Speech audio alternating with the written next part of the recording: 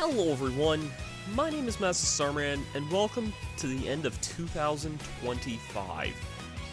It's kinda crazy for me to think, I've been doing these end-of-year videos now for 15 years now. My very first one was in 2010. It's wild that this tradition dates back that long, and besides a few years where I changed up and did a few others instead of a clip show, I've generally kind of done these clip show type videos since then, basically. But yeah, this year we're actually going to do something a little bit differently though. So a couple years ago I did a video ranking all the games I played in 2023 in particular, and while I enjoyed doing that, it was kind of weird for me putting a bunch of old games and a bunch of new games kind of intertwined together, and I didn't really feel right about that in a way. So as a result, I kind of wanted to split this up and make more a couple of mini lists rather than one list of everything I've played or every moment in particular. Rather, what we're going to do here is I'm going to do a list of every brand new game I've played and finished in 2025 that actually released in 2025. And then in a separate list, we're going to do my top 3 retro games that I've played this year as well. That way I think things will be more fair and not mishmashing and lumping new and old stuff together. And we'll also be doing a mini countdown of some of the best moments that happened throughout the year. So yeah. Also, I'm just gonna say it, pretty much all the new games I played this year tend to be on the Switch too. There wasn't really a lot of brand new stuff I played on other platforms. So yeah, these will be the games I'll be ranking for this list here, and we'll see what the best of the new and old tend to be here. So without further ado, we're gonna start off with the number 3 best moment.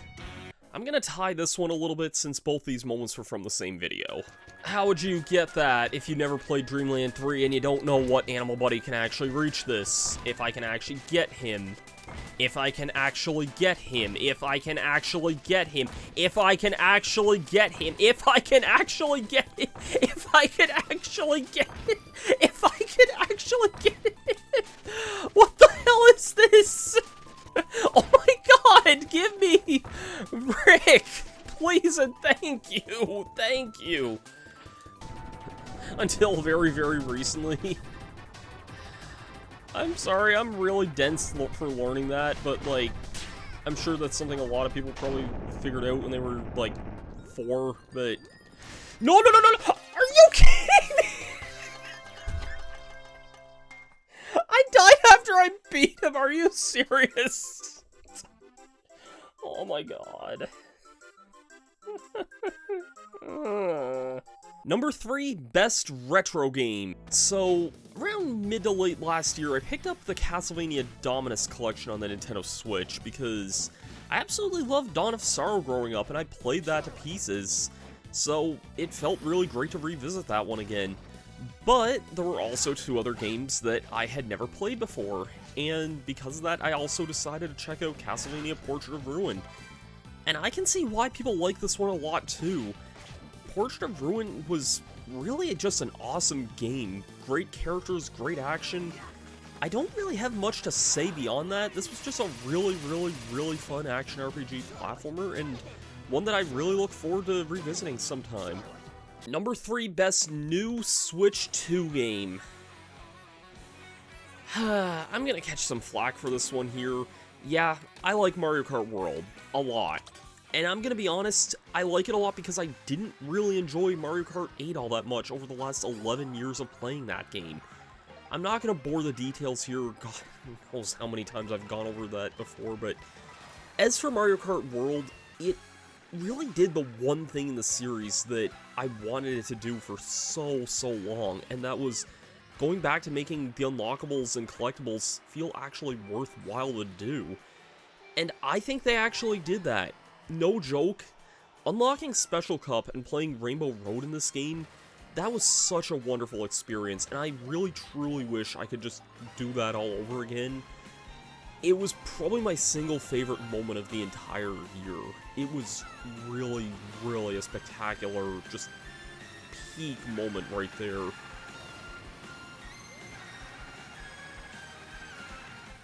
Number 2, best moment.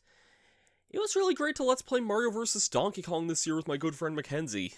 I'm just gonna let this clip speak for itself to demonstrate kind of what our chemistry was like going through this one. Well, I threw the key the wrong way, and then we kind of locked ourselves. Go in the door, please. Oh. Yeah. And then we just kind of locked ourselves out of what we meant to do, Yeah. so it was just easier to restart. Yeah, makes sense. I was just full-on zoned out there at the end. Yeah, no, that's fair, that's fair. I was like just standing there, key in front of the door, doing shit all. Organization 13 rematches. I need to think about that. Which is funny, because I genuinely have not played Kingdom Hearts 2 since I unlocked those. So it's like, I took a break. I've been playing more Gex 2 than I have Kingdom Hearts 2. That's a I mean, both Square Enix games, to be fair, but like, I mean, technically, that's a choice. I mean, I don't know. It's just I've been on my Steam Deck a lot more lately because we had weird freaking internet issues yesterday. Yeah, you were Granted, both saying... those games are on my Steam Deck anyway. Yeah, so like, what's your point of that?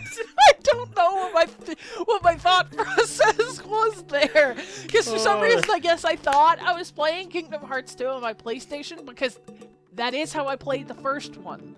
And you played most of KH2 on there as well. I played most of Three Chain of Memories on there too. I've been in a portable mood lately, so I've been using my Steam Deck more. Right, and now those are all on sale now too. Yeah, so and it's also like if I'm watching the dogs, I don't have to bring too. a system downstairs. I can just bring my Steam Deck.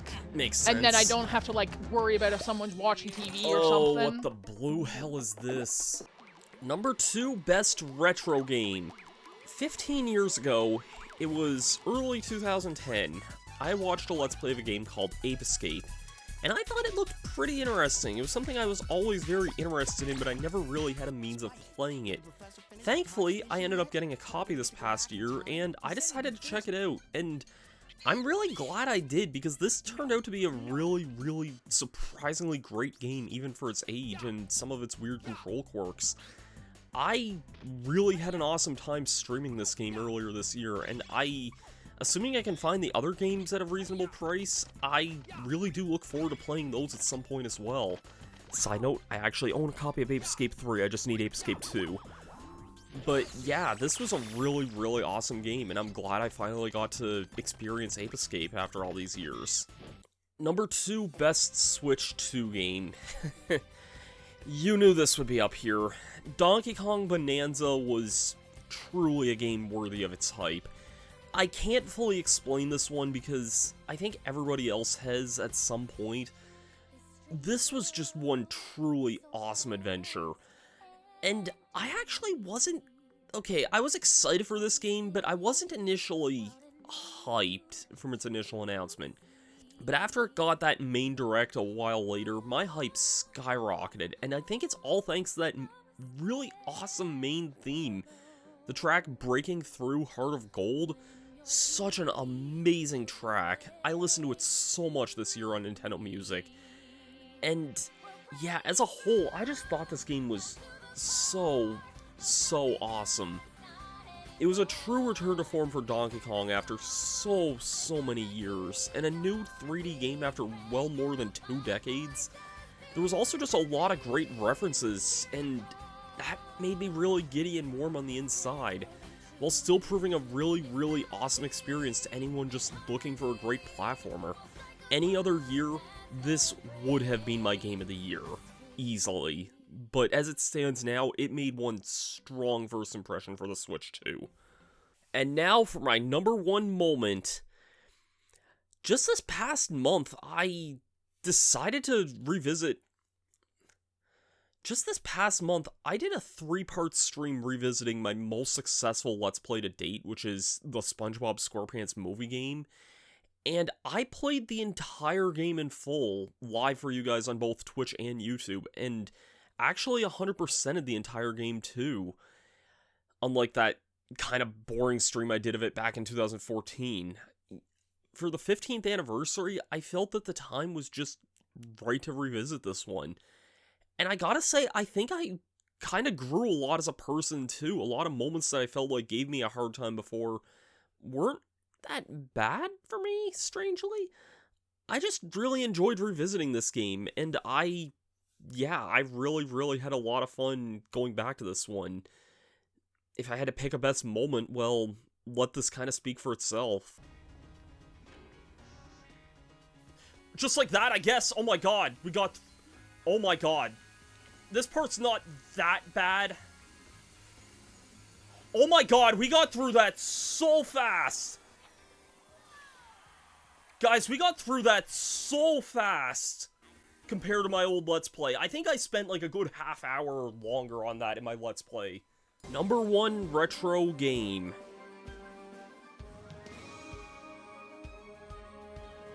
Capcom Fighting Collection 2. You knew there was no way this was not going to be up here.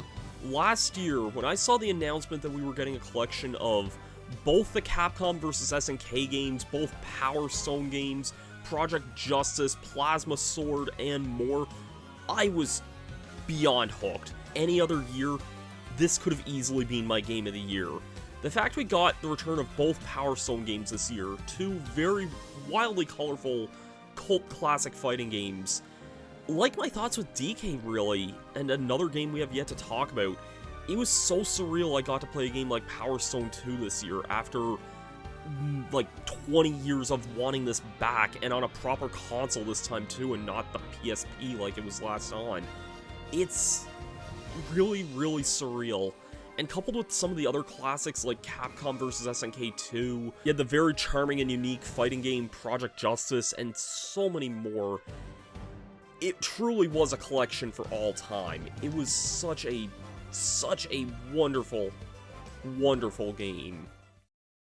And my number 1 game of the year, you all knew this one was coming, because like I said with a new 3D Donkey Kong and the return of Power Stone, this is another game that I have also wanted since I was a young kid, and I'm gonna let this reaction speak for itself. A small part of me is sobbing because, like, the other 3D Kirby game, which is something I really love, is likely never getting a sequel at all. Is it Air Ride? Yes. Oh my god. Oh my god, is this actually what I think it is? This has to be a new Kirby Air Ride!